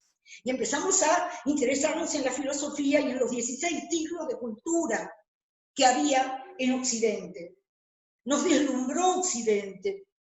Cuando empezamos a correr los velos de la religión dogmática impuesta por España, Inquisición mediante, y cuando empieza a entrar el pensamiento europeo y empieza a entrar el pensamiento después de la Revolución Francesa, y ahí empieza la mezcla.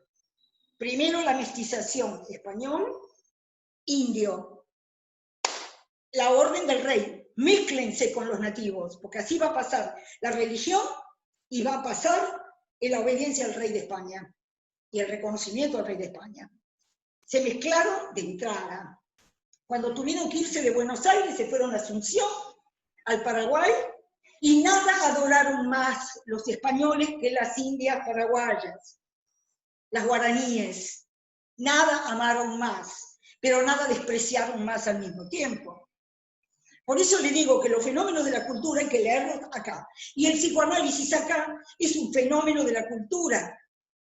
Entró, interesó, gustó, y esto es lo que digo yo en un trabajito que escribí, que vos lo leíste, Emilio, hace unos días, ahí en la crónica número 50, donde yo digo eso, que hoy con el Zoom y toda esta cosa del capitalismo digital, hay muchísima gente que nos quiere escuchar a los analistas, y yo estoy muy feliz, en lugar de 30, 300, bueno, transmisión del psicoanálisis, con tal de que el protagonista sea el discurso analítico y no nosotros.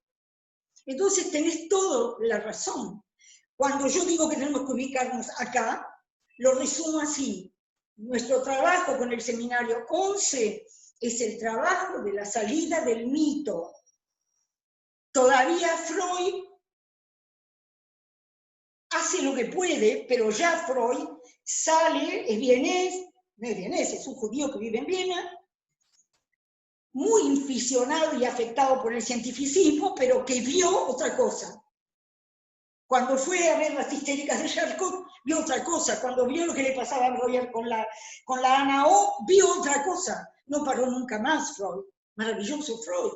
Como dice Lacan, nos cambió el mundo. Pero entonces después viene que había que sacar a Freud del mito de Hamlet, del mito de Edipo, de diferentes mitos.